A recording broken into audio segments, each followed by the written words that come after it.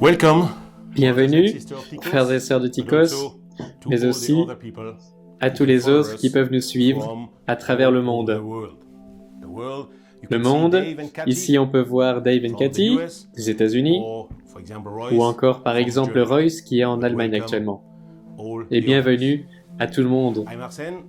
Je suis Arsène et je vous souhaite la bienvenue dans notre service en ligne de Tikos du dimanche 22 novembre.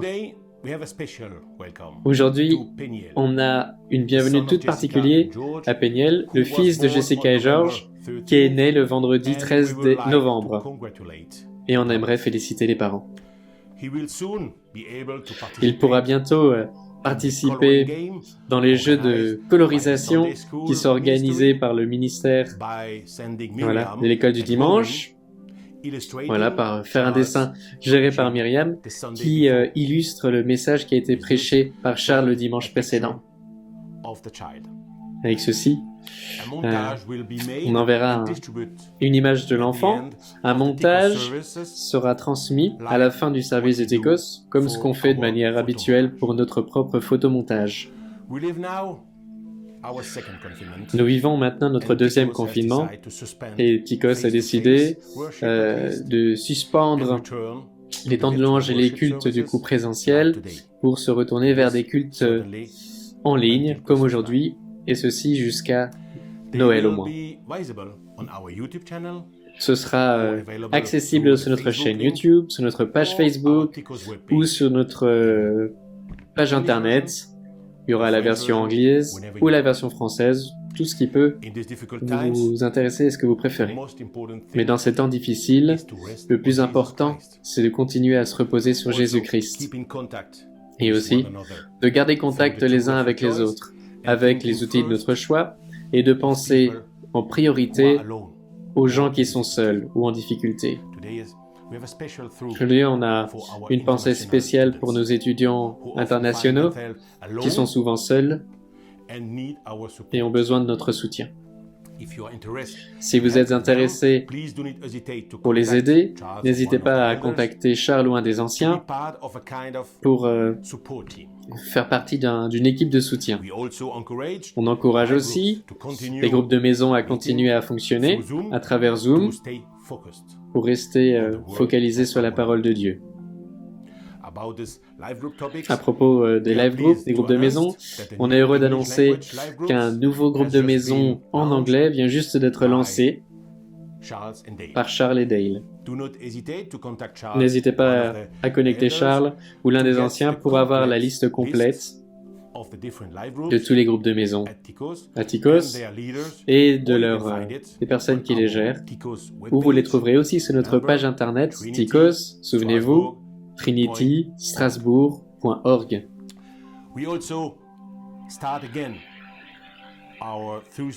Nous recommençons aussi nos réunions de prière du jeudi soir sur Zoom avec un petit changement d'horaire puisqu'on commence maintenant à 8 heures. Donc, jeudi prochain, le 26 à 8 heures. C'est pour prier, mais aussi pour avoir un temps de communauté ensemble. N'oubliez pas, à 8 heures, jeudi prochain. Vous allez trouver le lien dans notre newsletter électronique, où vous le retrouverez aussi avec notre newsletter de mi-semaine, en même temps que la vidéo de dévotion de Charles. Et finalement, j'aimerais remercier les gens qui nous servent aujourd'hui pour ce service en ligne. On a Pasteur Charles qui s'occupe de faire l'enseignement, Cédric qui a la traduction en français, et un nouvel arrivant pour l'édition de la vidéo. Bienvenue et merci à Jean-Marc. Et maintenant, j'ai la joie et le plaisir de vous laisser et d'écouter Dr Rebecca Egli pour la louange. Soyez bénis, au nom de Jésus. À toi, Rebecca. Good morning, everybody. Bonjour tout le monde. Aujourd'hui, je voulais juste vous laisser savoir que j'ai un piano électrique qui est ce qu'il est, alors j'espère que vous pourrez faire avec.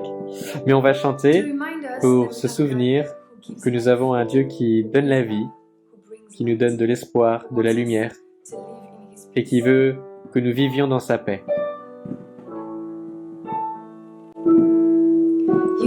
life, you are love. You bring light to the darkness, you give hope, you restore every heart that is broken. Great are you, Lord. It's your breath in our lungs, so we pour out our praise, pour out our praise. It's your breath in our lives, so we pour out our praise to you, only you.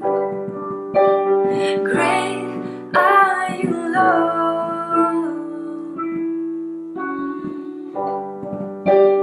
Great are you, Lord. You give life, you are love. You bring life to the darkness, you give hope, you restore every heart that is broken. Great are you, Lord. Great are you, Lord. Great are you, Lord. It's your breath in our lungs, so we pour out our praise, pour out our praise. It's your breath in our lungs, so we pour out our praise to you, only you. Great are you, Lord. Great are you, Lord.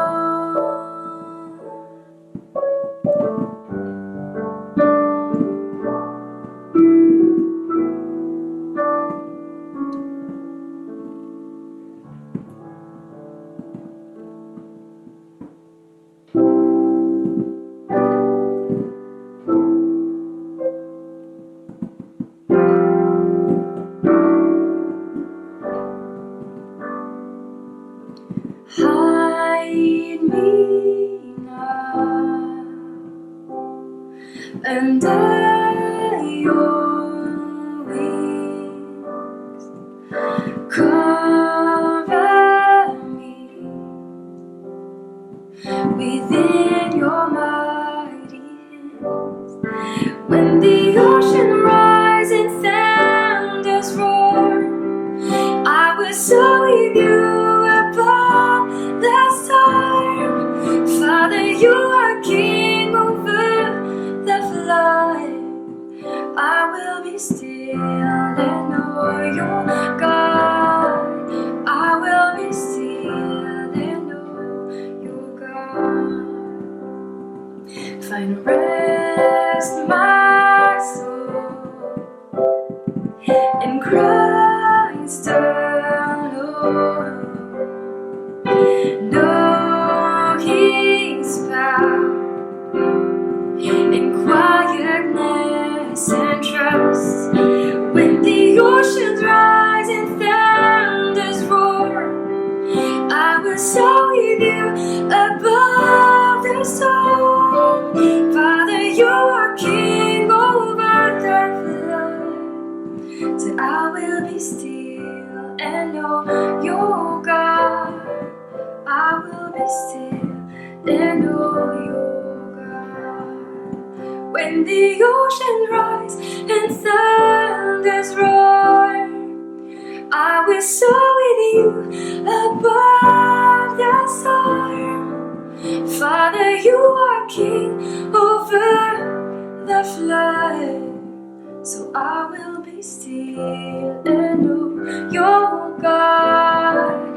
I will be still and know you're God. I will be still and know you're God.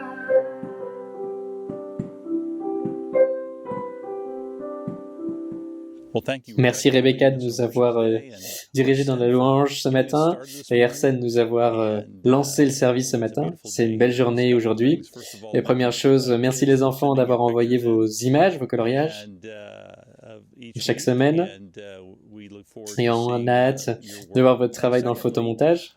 Et aussi, dimanche prochain est le premier dimanche de l'Avent, donc j'enverrai avec notre newsletter de milieu de semaine des instructions et des lectures pour l'Avent, pour vous donner un avis de quoi faire, et ensuite chaque dimanche on célébrera ça. Mais avant de commencer notre service, concernant devant Dieu pour vrai. Père Céleste, nous te remercions qu'on puisse venir à toi, qu'on puisse te louer et te rendre gloire, et que ce message qui va être délivré puisse donner pour la gloire de Jésus-Christ seul et dans le pouvoir du Saint-Esprit. Au nom de Jésus, Amen.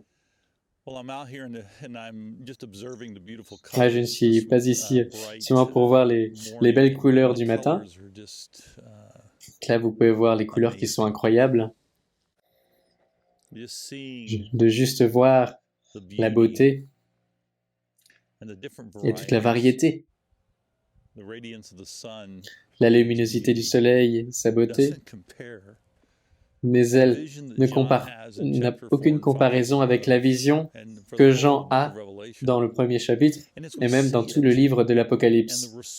Et quand on le voit et quand la manière dont on y répond, on apprend ce que ça veut dire de louer et d'adorer. En plus de toute la beauté de la nature et des fleurs qu'on peut voir, voilà, on peut voir les cathédrales qui sont belles, la taille. Voilà les orgues qui ont un son si profond et si beau. C'est, je pense, une tentative de capturer la majesté que nous voyons dans Apocalypse, chapitres 4 et 5. Donc tout ceci n'est qu'une ombre de ce qu'on peut vraiment voir ici dans ce passage.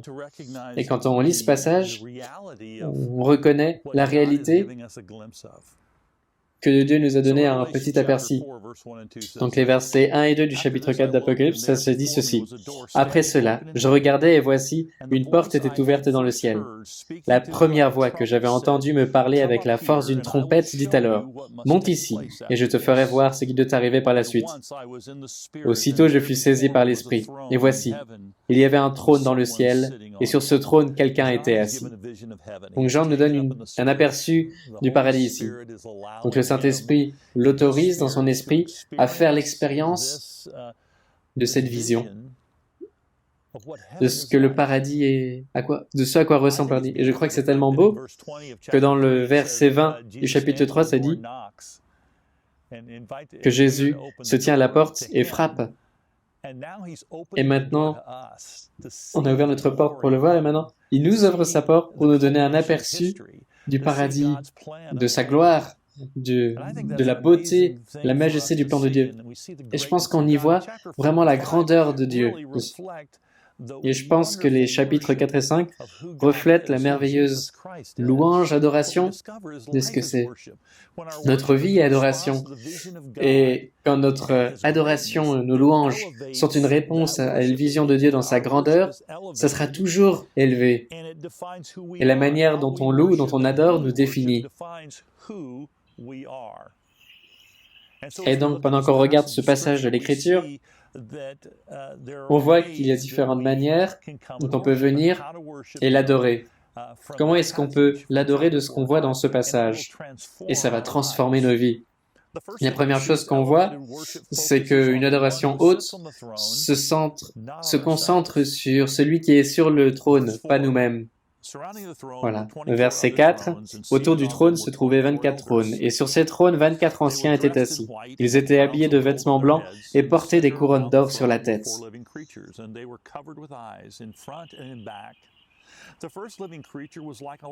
Le premier être vivant ressemblait à un lion, le deuxième à un taureau, le troisième le visage d'un homme, et le quatrième ressemble à un aigle en plein vol. Les 4 êtres vivants ont chacun 6 ailes, et ils sont couverts d'yeux tout autour et à l'intérieur. Donc c'était les versets 6 à 8.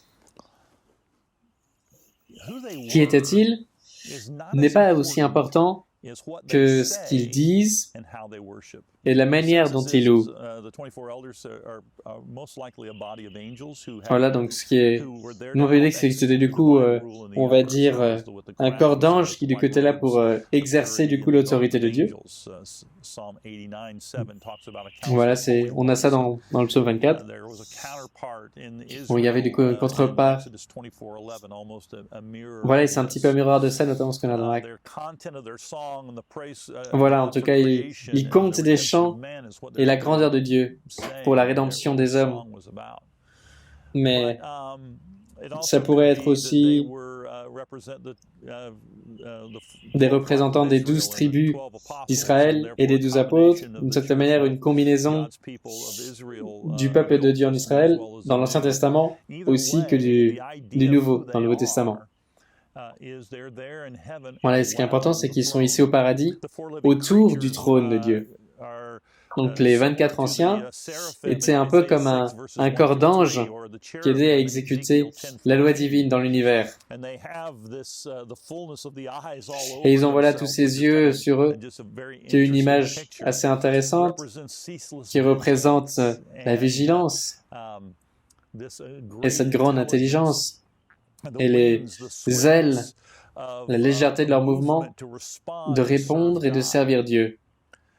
Les 4 différentes têtes pourraient représenter différents aspects de la création, les différents aspects que les créations louent Dieu.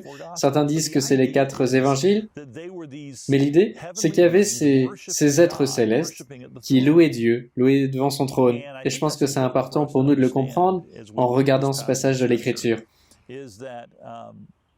C'est que qui et comment ils louent a défini leur existence et leur identité. Et c'est la même chose pour nous. La manière qui est-ce qu'on loue et on adore, et la manière dont on le fait définit notre existence et notre identité. Donc ils étaient tournés vers le trône, ils étaient autour du trône, et leur point de focalisation, c'était Dieu. Toute leur existence était centrée sur Dieu. Et ce qu'on découvre, c'est que dans la louange, dans cette adoration, que toute nos vies est adoration, toute notre existence rend gloire à Dieu. Et quand on voit ça, ça commence à changer notre perspective sur la vie, on commence à comprendre la signification de ce qu'on fait, que chaque chose que l'on fait a une signification, a un but. On ne doit pas minimiser l'importance de notre existence, parce que ce qui magnifie tout ce qu'on fait, car tout ce qu'on fait est un acte d'adoration qui peut lui rendre gloire. La manière dont on travaille, on le fait pour sa gloire, on sert pour sa gloire. On se relate aux autres pour sa gloire, on joue dans sa gloire. Tout ce qu'on fait, tout ce qu'on... Et on profite de toute la beauté qu'il nous donnait, et c'est encore une fois pour lui rendre gloire. Toute notre vie doit pointer vers Dieu. On prend plaisir dans ses provisions, et ça nous emmène vers lui. Une haute adoration doit découler d'une vision d'un Dieu exalté, une haute et grande vue de Dieu qui nous élève aussi. Donc on va vers lui. Pendant qu'on regarde ce passage de l'Écriture, on reconnaît que ce n'est pas le trône, c'est qui est sur le trône, qui a les effets de ce qui se passe. Notre vision sera toujours en expansion, car notre connaissance de Dieu ne sera jamais complète parce qu'il est infini et éternel. Dans les versets 6 à 8, on a quelques descriptions, et ceux qui étaient là, si on a la description, ceux qui étaient assis avaient l'aspect d'une pierre de jaspe et de sardoine, et le trône était entouré d'un arc-en-ciel semblable à de l'émeraude. Du trône sortent des éclairs, des voix et des coups de tonnerre, et devant lui brûlent 7 lampes ardentes. Devant lui, il y a aussi comme une mer de verre qui a la transparence du cristal. Donc ces joyaux représentent la radiance. Le jasper aurait été, dont on comprend, un joyau avec un cristal très clair, presque comme un diamant, donc qui émet une énorme luminosité. Et le rubis, lui, était rouge et avait cette couleur si riche et profonde. Et l'arc-en-ciel avec les différentes couleurs de l'émeraude, des verres, probablement différentes visions de verre, on ne sait pas, mais probablement cette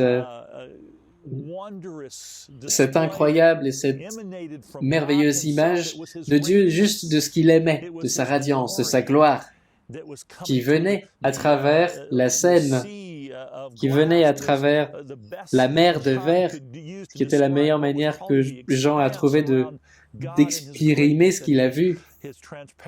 Voilà, pour aussi parler de la transparence, la clarté de qui il est. Et ça montre sa grandeur, sa gloire sur le trône. On voit les sons, on voit des choses de ce qui émane de lui qu'on n'a jamais vu et qu'on ne verra jamais de nos yeux humains. Mais ça, c'est un petit aperçu de ce qu'on va pouvoir voir et profiter pendant tout notre temps là-haut, au paradis, avec lui dans l'éternité. Et on doit reconnaître qu'il est le créateur divin, qu'il est du coup la majesté éternelle qui irradie de sa lumière tout le royaume. Et on continue, parce que ça continue sur ce qui a été dit, c'est qu'une haute adoration doit refléter la vraie nature, la véritable nature de Dieu. Pas simplement une image humaine faite par l'homme de qui il est. C'est ce qui arrive souvent dans des religions qui louent des idoles, qui adorent des idoles. Dieu, le Dieu de la Trinité, est à la fois mystère et complexité. Et il se révèle de manière aimante à nous juste au moment où on en a besoin. Notre Dieu est complet et éternel et tout-puissant. Voilà, on a vu dans le chapitre 4 de Révélation que ceux qui étaient autour du trône disaient « Saint, Saint, Saint, Saint est le Seigneur, Dieu le Tout-Puissant, celui qui était, qui est et qui vient. » Tu es digne, notre Seigneur et notre Dieu, toi le Saint, de recevoir la gloire, l'honneur et la puissance, car tu as créé toutes choses et c'est par ta volonté qu'elles ont été créées, qu'elles existent. Où est-ce qu'on voit? C'est la beauté.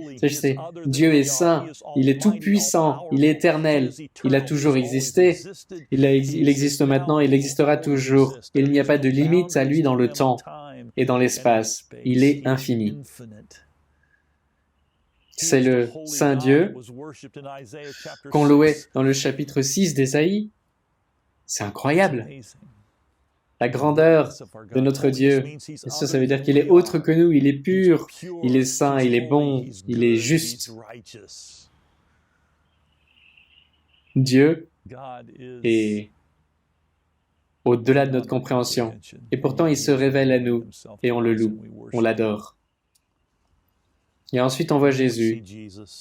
Jésus, c'est le lion victorieux et c'est l'agneau aimant.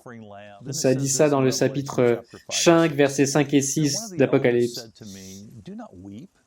L'un des anciens me dit, « Ne pleure pas, car le lion de la tribu de Juda, le rejeton de la racine de David, a vaincu pour ouvrir le livre et ses 7 sceaux. » Puis je vis au milieu du trône et des 4 êtres vivants et au milieu des anciens un agneau debout comme offert en sacrifice. Et il disait ensuite, « Tu es digne de prendre le livre et d'en ouvrir les sceaux, car tu as été offert en sacrifice et tu as racheté pour Dieu par ton sang des hommes de toute tribu, de toute langue, de tout peuple et de toute nation. Tu as fait d'eux des rois et des prêtres pour notre Dieu, et ils régneront sur la terre. »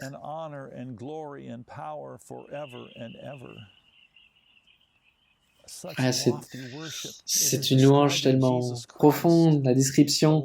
Voilà, le lion de Juda, l'agneau aimant, il est un lion victorieux.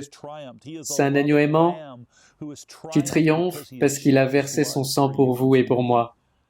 Il a racheté l'humanité. Et c'est toute la création qui le loue, qui grandit pour la rédemption, pour la combinaison de cette grâce et de cette rédemption quand Jésus va revenir. Toute la création attend ce jour de son retour. C'est toujours à propos de Jésus qui est venu et qui est mort sur la croix pour nous, cet agneau aimant de Dieu. On le loue d'une dévotion complète et inspirée de lui. Et ça nous apporte aussi l'espoir éternel dont on a besoin. Et c'est intéressant parce que dans le verset 5, ça parle de qui va ouvrir le parchemin. Et Jean pleure, parce qu'apparemment personne n'était là. Mais il y en a un qui est suffisamment juste et bon pour l'ouvrir. Et c'est important pour nous de le comprendre. Que la totalité de l'histoire humaine reste dans la paume de la main de Dieu. Ce parchemin, c'est cette idée que toute l'histoire de l'humanité tient dans la paume de Dieu. Et j'aime ce que George Eldon a dit. Christ, et seulement Christ, a la clé de la compréhension de l'histoire humaine. Ce n'est donc pas surprenant que les penseurs actuels sont pessimistes, puisqu'à part pour le retour victorieux de Christ, l'histoire ne va nulle part. En d'autres mots, c'est la culmination, l'apogée de l'histoire humaine. Et on doit reconnaître ceci. On doit reconnaître que ces vérités, de qui on loue, qui on adore, sont à propos de notre vie, de notre histoire. Et que Dieu est dans le contrôle. Jésus-Christ n'est pas un spectateur benin sur le côté. Dieu contrôle, met en place son plan qui culmine avec le retour de Jésus-Christ. Et c'est à propos de cette apogée que nous attendons et pour laquelle nous avons espoir et confiance. On voit aussi le Saint-Esprit. Le Saint-Esprit est présent dans la création et dans la rédemption pour nous amener à la vie. Il est complet dans tout ce qu'il fait et il nous assure de la présence de Dieu. Ça dit dans le verset 5 du chapitre 4, « Du trône sortent des éclairs, des voix et des coups de tonnerre, et devant lui brûlent 7 lampes ardentes qui sont les 7 esprits de Dieu. » On les appelle aussi les 7 Saint-Esprits. Verset 6 du chapitre 5, « Puis je vis au milieu du trône et des 4 êtres vivants et au milieu des anciens un agneau debout comme offert au service. Il avait 7 cornes et 7 yeux, qui sont les 7 esprits de Dieu envoyés par toute la terre. » Ce que vous voyez ici est la beauté du rôle du Saint-Esprit dans la création. Nous savons dans Genèse que le Saint-Esprit bougeait par-dessus la création. Et on voit qu'il travaille sa rédemption parce que ça dit dans ce verset 6 qu'il a été envoyé sur toute la terre. On a sa présence en nous. Ce Dieu qui est sur le trône, ce Père céleste, ce agneau glorieux est présent avec nous parce qu'on a le Saint-Esprit. C'est le facilitateur de la louange, de l'adoration. Il nous inspire les mots. Il nous inspire la grandeur et la majesté de Dieu. Et on doit garder ça en nous, s'en souvenir, parce que ce n'est pas juste un exercice humain, c'est quelque chose qui est inspiré de Dieu, qui est facilité par le Saint-Esprit d'ouverture de notre force, de notre esprit, et de nous amener dans la présence à être appelé à prier Dieu et à louer Dieu pour qui il est. Et emmener tout notre défi, toutes nos peurs à lui, devant le grand trône céleste. Dans le chapitre 5, ça parle de nos prières, et que ce sont comme des balles d'encens. J'en ai parlé du coup dans mes petites vidéos de dévotion, du fait que nos prières ont de la valeur aux yeux de Dieu. C'est comme un arôme, une senteur de l'encens. Ça fait partie de notre louange. C'est de la manière dont on se remet à Dieu, dont on est dépendant de lui. Et on voit ça dans ce chapitre. Ça dit ceci, que les 4 êtres vivants ont chacun 6 ailes, etc. Et ils ne cessent de dire jour et nuit, Saint, Saint, Saint est le Seigneur Dieu, le Tout-Puissant, celui qui était, qui est et qui vient. Les 24 anciens se prosternent devant lui, qui est assis devant le trône, et lui remettent à bas leur propre couronne. Voilà. Une adoration exubérante, c'est à la fois du coup quelque chose qui vient de notre cœur et en même temps qui est une décision, un choix. Donc c'est à la fois un travail du cœur et de l'esprit que le Saint-Esprit nous aide à avoir, d'avoir cette vision. Ça nous engage dans notre réponse. Et donc on voit ceci dans ce passage, que du coup l'adoration perpétuelle est une réponse à un Dieu glorieux. On peut louer Dieu à tout moment et de n'importe où. Et on peut le dire encore et le répéter. Et les gens disent, est-ce que c'est pas ennuyeux? Est-ce que c'est un mantra ennuyeux qui sont des mots sans sauce? Mais non, bien sûr que non. Au contraire, c'était une surabondance. Il ne pouvait pas ne pas louer, parce qu'il le voyait dans sa grandeur, dans sa splendeur. Et je pense qu'il n'y avait rien à propos de ça qui était ennuyeux. C'était au contraire excitant. Et ils ne pouvaient pas s'arrêter de le louer, de l'adorer. C'était tellement surabondant. Et voilà ce que c'était que d'être dans la présence de Dieu et de le voir par nous-mêmes. La grandeur, son splendeur, comme dans Ésaïe chapitre 6. Bien sûr, ce que ça a dit Ésaïe, c'est qu'Ésaïe disait « Je suis une personne impure qui a des lèvres impures, moi, je vis dans le peuple. » Et il était effectivement coupable, il était convict. Mais pourtant, Dieu l'a sauvé, ça nous brise. Mais pourtant, même si on est brisé, Dieu nous répare et nous élève. C'est incroyable, c'est merveilleux, c'est beau. Donc à tout moment, on peut adorer, on peut remercier Dieu, et on doit lui exprimer à toute opportunité qu'on a de le faire pour sa gloire. Voici les postures d'humilité, donc se prosterner, voilà, être en humilité, se mettre à genoux, le silence des fois, les larmes, la joie. Tout ceci sont des réponses, que ce soit en levant nos mains, en nous prosternant à terre ou en se courbant devant lui, toutes ces postures d'humilité. Parfois, ça nous fait du bien de nous agenouiller à la présence de Dieu. Parce que ce que ça fait, c'est que cette posture reflète Dieu et affecte notre cœur.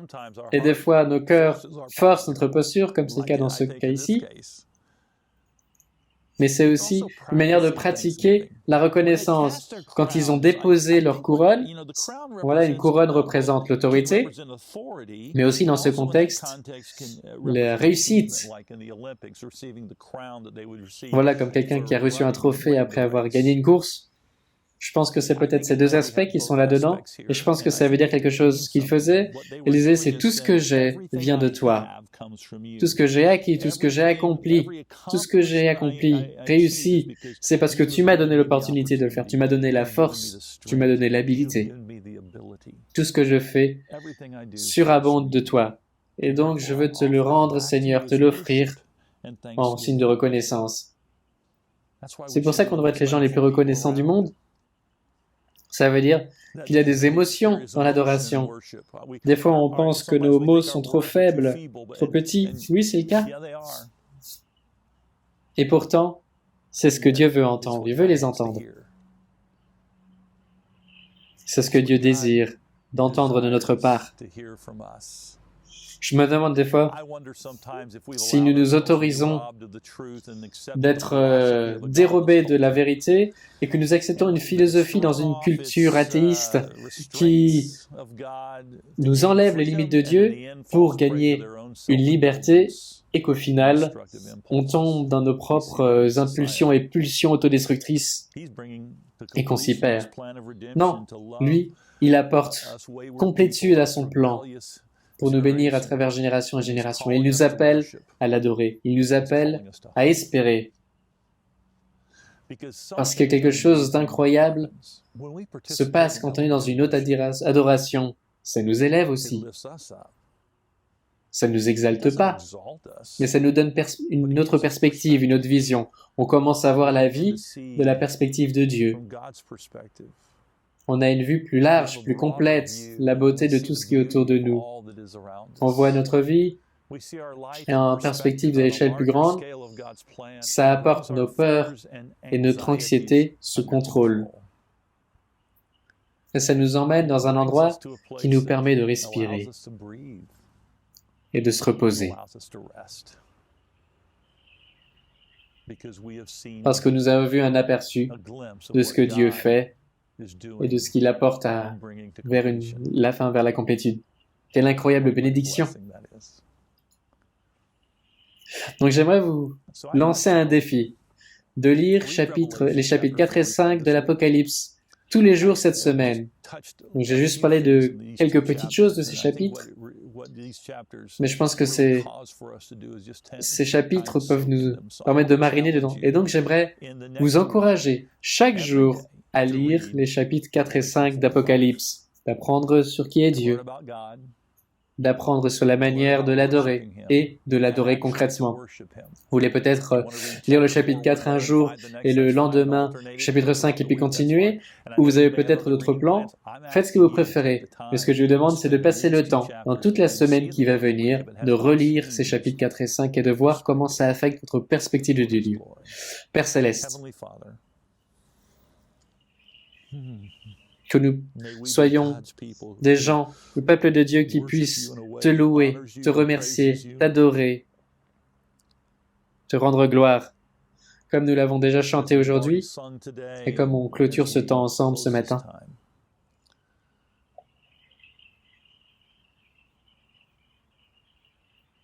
Que nous puissions savoir à quel point tu es grand, à quel point tu es merveilleux. Au nom de Jésus. Amen.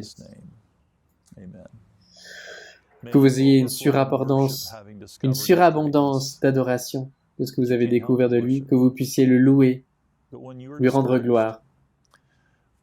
Et quand on a l'impression que les choses vont dans la mauvaise direction, faites un choix.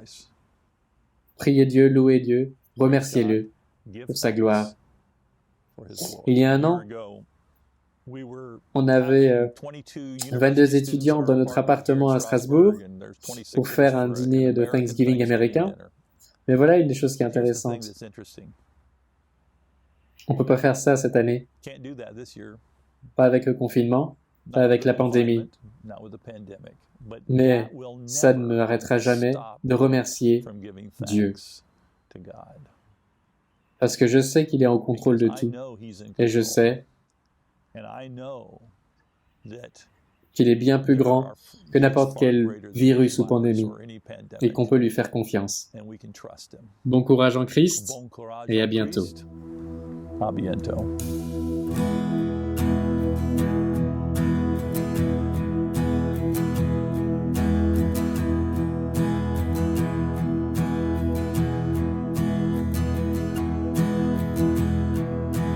Lightning and thunder,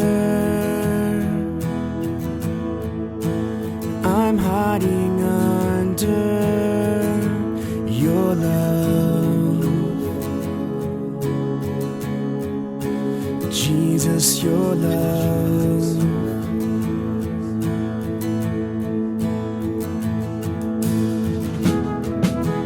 Darkness around me, but you surround me with your love. Jesus, your love.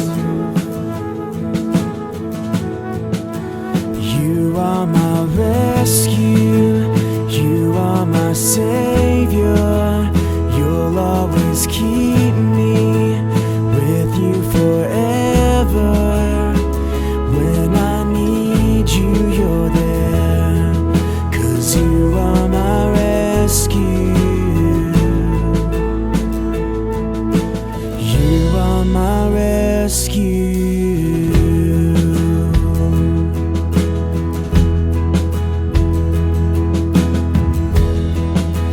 There's nothing greater, there's nothing stronger than your love.